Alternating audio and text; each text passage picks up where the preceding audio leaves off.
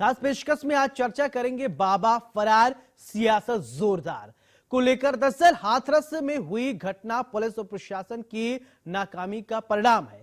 Police की LIU और सूचना तंत्र को सारी जानकारी थी, इसके बाद भी उन्होंने लोगों की सुरक्षा के लिए पर्याप्त इंतजाम नहीं किए। यही कारण है कि इतना बड़ा हादसा हुआ और गरीब लोगों को अपनी जान गंवानी पड़ी। ये बात भीम आर्मी के प्रमुख और नगीना सांसद चंद्रशेखर आजाद ने सोमवार को कही है। वो सोमवार को अलीगढ़ के दौरे पर थे और यहां उन्होंने हाथरस कांड में जान गंवाने वाले लोगों के परिजनों से मुलाकात की।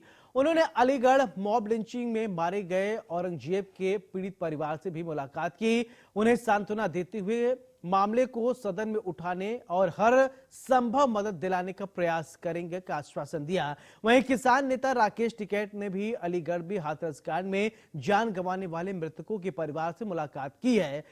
फिलहाल बताया जा रहा कि पिलखना पहुंचने से पहले उन्होंने इजलास में रुककर लोगों से बातचीत की।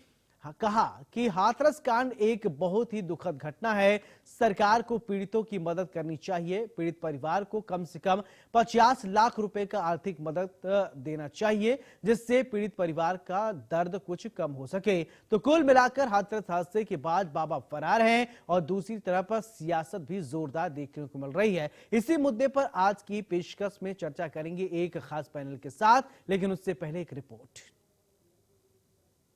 120 से ज्यादा मौतों के बाद जांच में तेजी दिख रही है। भोले बाबा और उसके सेवादार पुलिस की रडार पर है।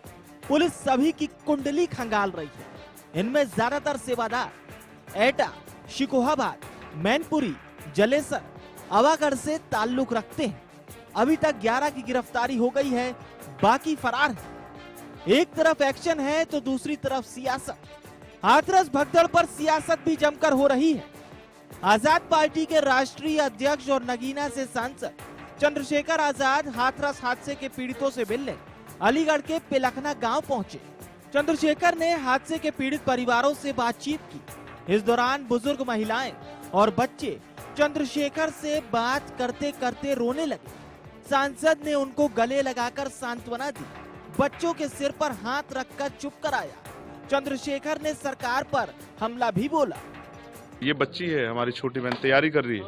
ये मेरा छोटा भाई तैयारी कर रहा है, लेकिन इन्होंने पुलिस की भर्ती का पेपर भी दिया था, लेकिन वो पेपर ही लीक हो गया और उसके बाद चुनाव हुआ। अब तक सुध नहीं ली मुख्यमंत्री जी ने कि भाई वो पेपर दोबारा करा दें तो बहुत सारे गरीबों के बच्चों को रोजगार मिल जाए।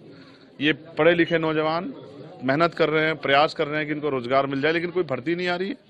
और जो भर्ती आती है उसमें घोटाले हो जाते हैं 69 शिक्षक भर्ती की तरह, या पेपर लीक हो जाता है। तो ये क्या करें? गरीब गरीब बना हुआ है, अमीर अमीर हो रहा है। देश में जो हो रहा है वो किसी छिपावा नहीं। अब आपकी तरफ से क्या आश्वासन? मैंने उनको विश्वास दिलाया है कि जो अभी सत्ता में जो बैठे लोग हैं उनको ये सोचना चाहिए कि 2 लाख 4 लाख रुपए में नहीं होता। इस परिवार जहां मैं बैठा हूं इसकी 5 बेटियां हैं और उसकी जिम्मेदारी और 5-6 बहनों की है। राहुल जी ने भी पत्र लिखा होगी सरकार को। मैं पत्र नहीं लिखूंगा, मैं जाके कोशिश करूंगा कि केंद्र सरकार से भी, क्योंकि हम पार्लियामेंट में हैं, प्रधानमंत्री जी से भी और मुख्यमंत्री से भी हम लोग प्रयास करेंगे। वो सत्ता में बैठे हैं, अगर वो नहीं समझेंगे दुख तो कौन समझेगा? प्रशासन ने जो कार्रवाई हुई है उससे आप कितने संतुष्ट हैं? क्या कार्रवाई हुई है? क्या कार्रवाई हुई बताइए। सबसे पहले तो सबसे ज्यादा जिम्मेदारी ये है कि जो परिवार टूट गए हैं उन परिवारों को पैरों पे खड़ा किया जाए। इसके लिए सबसे पहले उनको जो है ना एक उचित मुआवजे की व्यवस्था होनी चाहिए थी। और जो उस हालात में नहीं है, जिनके घर से जिस तरह की समस्या हो गई है कि कमाने वाला या जो, क्योंकि वो भी अपना घर चलाने के लिए मेहनत करती थी, तो उनके बारे में सरकार सोचे, उनके लिए व्यवस्था करे। जिन पर जमीन नहीं उनको जमीन दे, जिनके घर में और पेंशन की व्यवस्था करा सकते पेंशन की व्यवस्था कराए। उन परिवारों को अकेला ना छोड़े, ये सरकार की जिम्मेदारी। मैं तो कहता हूँ सरकार 25-25 लाख रुपए का मुआवजा इन परिवारों को दे। ढोंगी बाबा के खिलाफ अब लोगों का गुस्सा फूटने लगा है। आगरा में भोले बाबा के केदारनगर कुटिया पर लोग धरने पर बैठ गए हैं। उत्तर प्रदेश के हाथरस में सत्संग के दौरान हुई भगदड़ में 123 लोगों की मौत हो गई।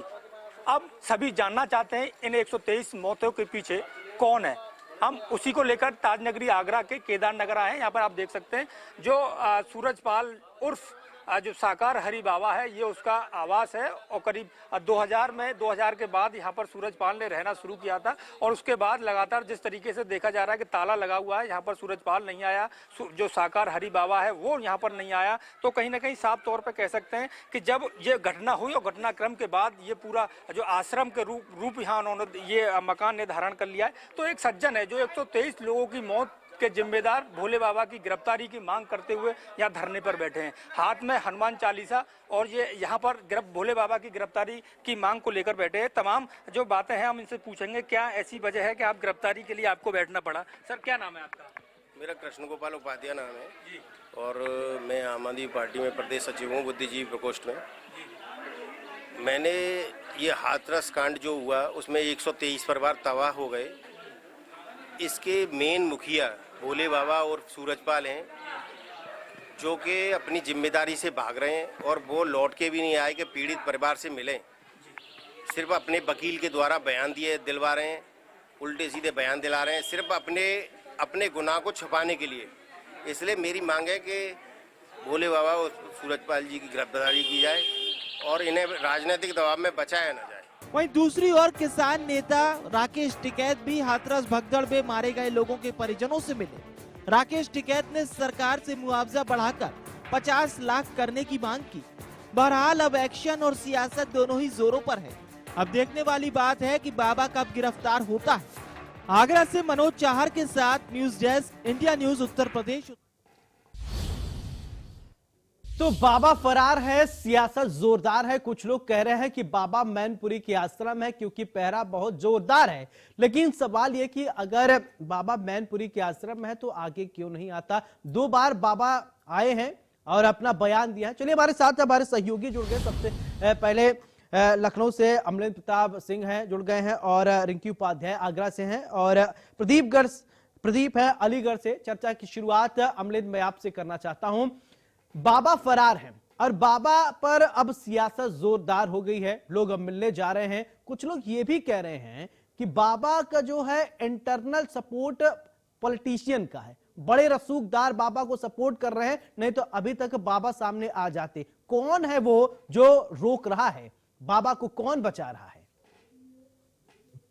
देखिए सौरभ, पॉलिटिशियन के भी आप बात कर रहे हैं तो कई वायरल वीडियोस हो रहे हैं जिनके साथ कुछ फोटोग्राफ्स भी हैं जो बाबा के कैंप में जाते थे और उनके अनुयायी भी बाबा के साथ फोटोग्राफ खिंचवाए हैं। तो नेता तो एक तरीके से अगर बाबा का रूप देखा जाए तो बाबा के यहाँ नेता लोग जाते भी हैं और ये जुड़ा हुआ केस है। लेकिन कौन कितना सपोर्ट कर रहा है ये इंटरनल एक मामला है कि कितना सपोर्ट किया है, कितना कर रहा है। रही बात राजनीति की अगर सौरभ, तो जो ये कभी मैं देखा कि चंद्रशेखर बात कर रहे थे कि मुआवजे की राशि की एक निर्धारित जो एक मुआवजा परिवार जब करके नहीं दिया जाता है, तो कि आपके परिवार में 25 लोग हैं, आपके परिवार में 30 लोग हैं, एक मृतक का आंकड़ा देख करके दिया जाता है। और रही बात उस परिवार की नौकरी की, इस बात की शिक्षा की, योगी आदित्यनाथ ने भी ये एक पहल की है कि अगर एजुकेशन की जरूरत पड़ेगी, किसी के परिवार में कोई है तो उनको एजुकेशन, फ्री एजुकेशन दिया जाएगा। अगर उनको हेल्थ की जरूरत पड़ेगी तो हेल्थ का भी सपोर्ट किया जाएगा। मतलब एक तरीके से योगी आदित्यनाथ ने पूरे मदद की आश्वासन दिया था। लेकिन और दूसरा पहलू एक ये है कि राहुल गांधी जाते हैं और चंद्रशेखर जा रहे हैं और वहीं पे अदर और लोग भी जा रहे हैं। तो अगर आप जा रहे हैं तो आप एक सांसद हैं। अभी चंद्रशेखर पहली बार सांसद बने, तो चंद्रशेखर को खुद सोचना चाहिए, क्या आप छोटा सा अमाउंट अपनी पार्टी से निकाल करके क्या उस परिवार को आप अनाउंसमेंट के नाम पे नहीं दे सकते? झूठ से कहा जाता है घड़ा भरता है। तो छोटे से अमाउंट को अगर आप एक सपोर्ट करके आगे बढ़ाते तो माना जाता है कि आप मदद के लिए पहुंचे। आप राजनीति करने के लिए आप लोग पहुंच जाते हो, राजनीति आप अपनी पार्टी के लिए कर रहे हो। भाई वो भी तो एक छोटे से परिवार से बिलोंग करते हैं। अगर छोटे से परिवार से बिलोंग करते हैं, आपको राजनीति बहुत ज्यादा अच्छी लगती है तो आप छोटा अमाउंट उनको आप उनके परिवार की तरफ से घोषणा उनको देते नहीं। इसलिए नहीं देंगे क्योंकि उनको ये समझ में आ रहा है कि ये संख्या बहुत ज्यादा है, अगर देना पड़ेगा तो सबको दूंगा, नहीं तो नाराजगी होगी तो इनका कैडर नाराज होगा। आप राजनीति अगर आपको करना है तो बयानबाजी से आप राजनीति कर रहे हैं, राजनीति करना है तो जाके आश्वासन देकर के आप राजनीति कर रहे हैं। अगर आपको राजनीति करना था तो उसी समय अपने आप कार्यकर्ता से बोलते कि जाइए मदद करिए। अगर आपको राजनीति करनी थी तो आप सीधे बोलते कि नहीं मेरी तरफ से 50,000 रुपए ही है मुआवजा। अगर आप 50,000 देते, 50,000 बसपा देती, 50,000 सपा देती, इसी तरीके से जो भी छोटी मोटी पार्टियां अगर वो देती तो हो सकता था कि परिवार को कहीं आर्थिक सपोर्ट में और मदद आता। कोई भी उनके परिवार का खर्चा ठीक उठा है लेता अमलेख, कुछ ठीक कर है, लेता, ये इसको सब तो बोलते हैं राजनीति में चलेगी। अगर वो ऐसा नहीं करेंगे तो उनको राजनेता शायद कोई कहे भी ना। रिंकी, मेरा सवाल आपसे जी। कि पहले, सबसे पहले आपके पास अपडेट क्या है इस पूरे घटनाक्रम को लेकर, फिर इसके बाद आगे सवाल पूछता हूं। सौरभ, आपको बता देते हैं कि घटना का 7वां दिन है और बाबा गिरफ्त से बाहर है। सबसे बड़ा सवाल ये होता है कि और अन्य प्लेटफॉर्म पर बाबा का बयान आ जाता है, लेकिन बाबा अभी पुलिस के हाथों में नहीं आया। इसी को लेके अब जो 121-23 जो मौतें हुई हैं, उन सब के बीच में अब जनता के अंदर आक्रोश देखने को मिल रहा है। और यही वजह है कि आगरा में जहां बाबा का घर था, केदार नगर में, वहां पर पार्टी, आम आदमी पार्टी में वो सक्रिय नेता भी हैं और समाज सेवी भी हैं, जो उपाध्याय जी, वो वहां जाकर बैठ गए हैं धरना पे। और उनका कहना है कि अब 121 मौतों का आखिरकार जिम्मेदार कौन होगा। सबसे बड़ा सवाल ये बनता है कि अब जब मायावती दलित की नेता, दलितों का नेता है मायावती, और अपने समाज के लिए बात करती आई, जब मायावती ने कह दिया कि बाबा पे कार्रवाई होनी चाहिए, तो आखिरकार बाबा पे कार्रवाई क्यों नहीं है? उत्तर प्रदेश के मुख्यमंत्री योगी आदित्यनाथ तरफ सभी की निगाहें अटकी हुई हैं। आज देश की जनता उनकी तरफ देख रही है कि आखिरकार बाबा का बिल्डोजर कहाँ है और बाबा का न्याय कहाँ है। जो अभी तक बाबा पुलिस की गिरफ्त में नहीं है, बहुत दूर है, कानून के हाथों में नहीं है। वहीं के जो उनके वकील साहब हैं, वो वकील दुनिया की वकालत कर रहे हैं, लेकिन सही मुद्दे की बात कोई करना नहीं चाहता है। जो 121 या 122 जो मौतें हुई हैं, उनके परिवारजनों का क्या होगा? बिल्कुल रिंकी, देखिए एक बाबा कितना स्मार्टली काम कर रहा है। बाबा को पहले आके अपने भक्तों से मिलना चाहिए, नहीं, भक्तों से मिलने से पहले एडवोकेट कर ले रहे हैं कौन से, एपी सिंह को। और एपी सिंह को आपको पता है कौन कौन से वो मामला लिए, सीधा मामला पकड़ते ही नहीं है आज तक। तो वो पहले से ही, यानी फुल, अगर कहते हैं ना साज को, आज किस बात की, आप अच्छे हैं तो आप आ जाते, मीडिया से बात करते, लेकिन आप कहां हैं पता ही नहीं चल रहा है। लेकिन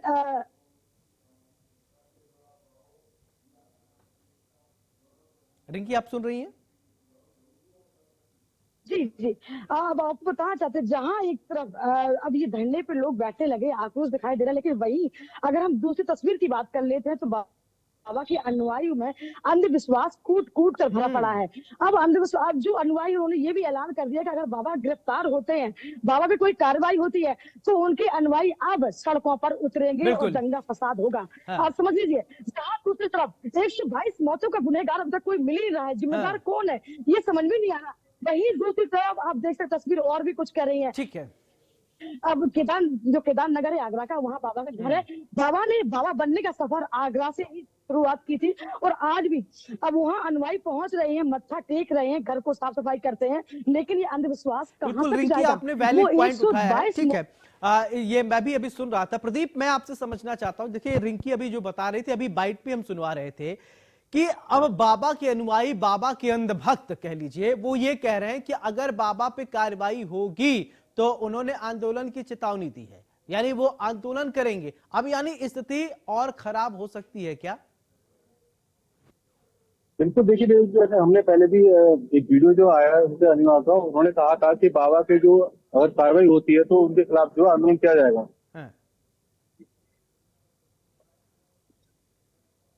अनम्यूट कीजिए अपने आप को प्रदीप।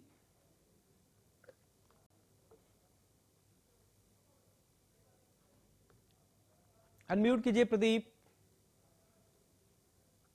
प्रदीप, आपकी आवाज नहीं आ रही है, अनम्यूट कीजिए और बोलिए। चलिए ठीक है, मैं अमलेख आपसे ये समझना चाहता हूं कि जो मैं प्रदीप से पूछ रहा था, दबाव की अगर बात किया जाए, एक तरफ अब अनुयायी, बाबा के लाखों समर्थक हैं, अब दो तबका हो गया, दो धड़ा। एक तो मांग कर रहा है कि बाबा पर कार्रवाई हो, और दूसरा तबका ये है, वो कह रहा है कि बाबा पर कार्रवाई होगी तो आंदोलन करेंगे, प्रदर्शन करेंगे। तो इस परिस्थिति में लॉ एंड ऑर्डर को मेंटेन कराना भी एक बड़ा चैलेंज हो सकता है। देखिए सौरभ, अगर बात प्रशासन की की जाए तो प्रशासन लगातार जो है वो कोशिश कभी किसी अपराधी को छोड़ने का नहीं करता, वो हमेशा पकड़ने की करता है। बस रही बात एक समय का, और जब भी एपी सिंह ने एक वकील किया है, वकील के जरिए वो बात कर रहे हैं, और न कि ही उनके कोई कार्यकर्ता, न कि उनके कोई संयोजक वो फ्रंट पे आके बात कर रहे हैं। जो लिस्टिंग है लगातार जो है लिस्टिंग करके जो गिरफ्तारी का मामला था, तो गिरफ्तारी के लिए लिस्टिंग की जा रही है। जो बाबा के अनुयायी नीचे लेवल पे है, जिनके खिलाफ एफआईआर में वीडियो ऑडियो के जरिए जिन लोगों का नाम आया है, जो भी जांच टीम के तहत सौंपा गया था, उस कंडीशन पे, उस आधार पे लगातार पुलिस गिरफ्तार कर रही है और सबका बयान दर्ज कर रही है। बयान दर्ज करने के बाद जो कार्रवाई धीरे धीरे आगे बढ़ रही है, उस कार्रवाई की अगर बात की जाए तो ऐसा नहीं कि बाबा बच सकते हैं। बाबा जो है देर सवेर कभी भी किसी भी समय गिरफ्तार हो सकते हैं। बाबा बचने का संभव उनके सामने कोई रास्ता नहीं दिख रहा है। और रही बात जांच रिपोर्ट की, तो जांच रिपोर्ट के आधार पर और जो बयानात हैं, बयानात जो दर्ज हो रहे हैं, तो धीरे धीरे पुलिस अच्छा मिलिंद, ये बताइए कि बाबा की गिरफ्तारी अगर होती है तो किस आधार पर होगी? बाबा तो पहले कह रहे हैं कि हम तो वहां से निकल गए थे, बहुत पहले ही निकल गए थे। तो बाबा की अगर गिरफ्तारी किस आधार पे होगी? क्या आप आयोजन में थे, आप प्रवचन करता थे, ये आपकी ये इसी वजह से गड़बड़ी हुई या आपने कुछ ध्यान नहीं दिया? क्या आधार क्या हो सकते हैं अमलेंद्र? देखिए सौरभ, सबसे बड़ी चीज है, कार्यक्रम इनका था, मिस मैनेजमेंट इनकी तरफ से था, प्रशासन को इन्होंने इन्वॉल्व नहीं होने दिया। शुरुआत में इन्होंने मामले को अपने लेवल पे हैंडल किया, इनके कार्यकर्ता, इनके संयोजक थे, वो अपने लेवल पे हैंडल किया। तो ऑल टोटल अगर देखा जाए तो कार्यक्रम इन्हीं का था। और चरण रथ की जो बात थी, चरण रथ पाने के लिए जो भीड़ दौड़ी है, वो जो है बाबा के काफिले के जाते जाते पीछे से लोग दौड़े हैं चरण रथ पाने के लिए। कि जो गाड़ी थी, गाड़ी से जो टायर होता है गाड़ी का, उस टायर से धूल उठा करके मिट्टी लोग ले जाके अपने घर तक रखते थे, अपने मंदिरों में रखे हैं। उसको एक तरीके से वो जो है चरण रथ जो है उसी को मानते थे कि बाबा इस गाड़ी में बैठे हैं, इसकी मिट्टी जो है हमें मिल जाए तो हमारे लिए हमारा जीवन उद्धार हो जाएगा, हमारे सारे कष्ट दूर हो जाएंगे। तो इस तरह की जो एक अंधभक्तों में सोच थी, उसको लिया जाए तो आप देखिए, बाबा ने कार्यक्रम कराया, 8,000 लोगों का परमिशन लेते हैं, 2.5 लाख से ज्यादा लोग पहुंचे हैं, तो कार्यक्रम बाबा का है। संयोजक जो इनके हैं वो बाबा को इन्फॉर्म करते थे। अब एक वही कड़ी खोजी जा रही है कि जो मिस इन्फॉर्मेशन हुआ है वो संयोजक के जरिए हुआ है कि बाबा के तहत से कुछ गलतियां हैं। तो ये सारा कैलकुलेशन जब तक क्लियर नहीं होता सौरभ, तब तक कोई एक बड़ी गिरफ्तारी जो है वो संभव नहीं है। वो सारी एक कड़ी आगे बढ़ रही है, गिरफ्तारी कभी भी हो सकती है। हाँ। ऐसा हम नहीं कर सकते कि बाबा बच सकता है, क्योंकि कार्यक्रम बाबा का ही है।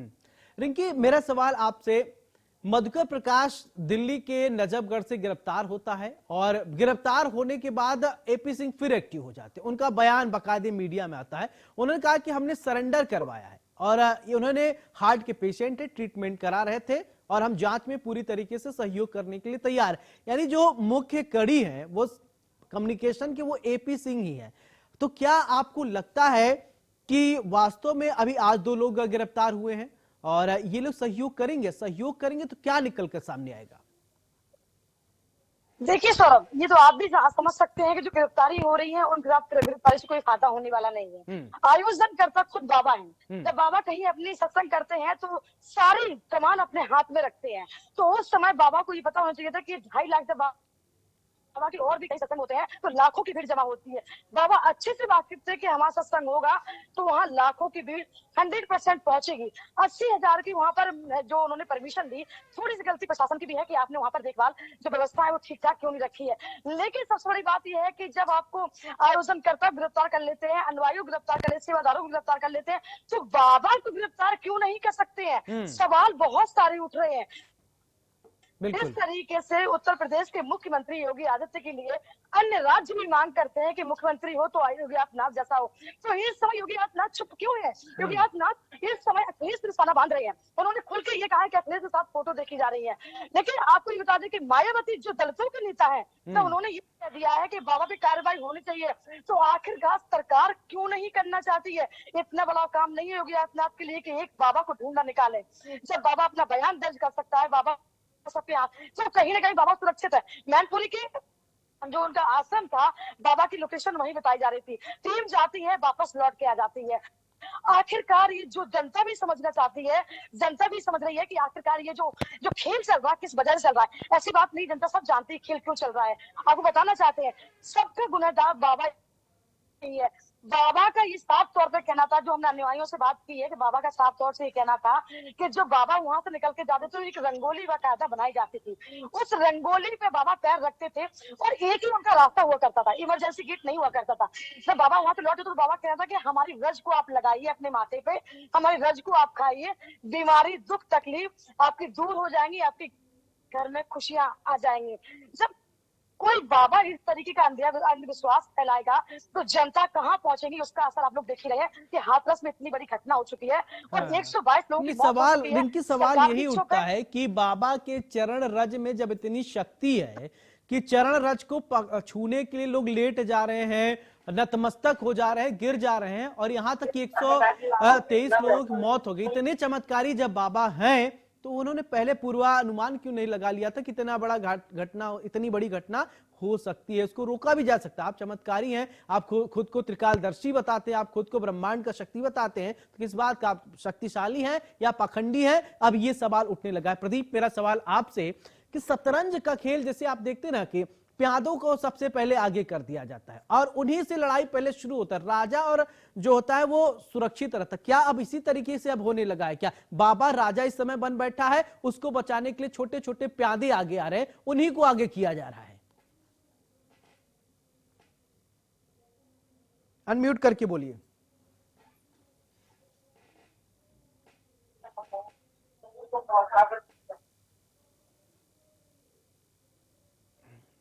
प्रदीप, आपकी आवाज नहीं आ रही, आप अनम्यूट कीजिए। चलिए अमलेंद्र, मेरा सवाल आपसे, प्रदीप मैं आपके पास आऊंगा कि राजा जिसे हम बता रहे हैं शतरंज की तरह आज ये पूरा बिसात बिछा हुआ है और राजा को बचाने के लिए छोटे छोटे प्यादे को आगे किया जाता है। क्या इस समय जो करंट परिदृश्य देखने को हमको मिल रहा है, भोले बाबा जो इतने भोले हैं नहीं, उनके बचाने के लिए छोटे छोटे मोहरे आगे किए जा रहे हैं? क्या पहले मधुकर आए, फिर इसके बाद 2 लोग और गिरफ्तार हुए, लेकिन जो मेन राजा है उसको नहीं सामने लाया जा रहा है, क्यों? देखिए सौरभ, इसको हम ये इस तरीके से नहीं कर सकते हैं कि छोटे छोटे पेदे को आगे किया जा रहा है। सौरभ, जिसका जिसका नाम जांच रिपोर्ट में आया, पुलिस उनको ट्रेस कर रही है, जो गिरफ्त में आ रहा है उसको पकड़ रही है। रही बात सबूत की, सबूत इन्हीं गवाहों जो गिरफ्तार हो रहे हैं, इन्हीं के बयानात के दर्ज पर धीरे धीरे और आगे कार्रवाई बढ़ रही है। उसी कार्रवाई के तहत जो भी आ रहे हैं उनको पुलिस लगातार गिरफ्तार कर रही है। रही बात एक मेन पर्सन की, जिसको एक केंद्र में रखा जा रहा है, तो वो ऐसा नहीं कि उसको कोई बचा रहा है, उसको बनना बचेगा वो, ना ही उसको कोई बचा रहा है। रही बात जांच की, तो जांच के जैसे जैसे वीडियो, जैसे जैसे बयानात सामने आ रहे हैं, उस हिसाब से एक एक कड़ी अगर मजबूत होती जा रही है तो उसी मजबूती के आधार पर जो है गिरफ्तारियां और आगे बढ़ रही हैं। और लगातार आप देख रहे हैं डे टू डे कुछ न कुछ इसमें अपडेट आ रहा है कि गिरफ्तारी बढ़ रही है, कहीं पुलिस जांच कर रही है, कहीं कमेटी जो है वो रिपोर्ट अपना सबमिट करने की तैयारी कर रही है। सारी रिपोर्ट आने के बाद जैसे ही सबूत, चलिए ठीक है, अब रिपोर्ट आने के बाद जांच होगी, फिर इसके बाद जांच के बाद सब समझ आएगा कि आखिरकार मुख्य कड़ी कहां है। फिलहाल अब इस पूरे मामले को लेकर सियासत हो रही है। आप तीनों का बहुत बहुत शुक्रिया हमारे साथ जुड़ने के लिए। तो अब बाबा फरार है, सियासत तेज है, जोरदार है, अपने अपने बयान आ रहे हैं, लेकिन अब सवाल ये उठता है क्या बाबा मीडिया के सामने आएंगे, बातचीत करेंगे, बताएंगे, अपनी बात रखेंगे?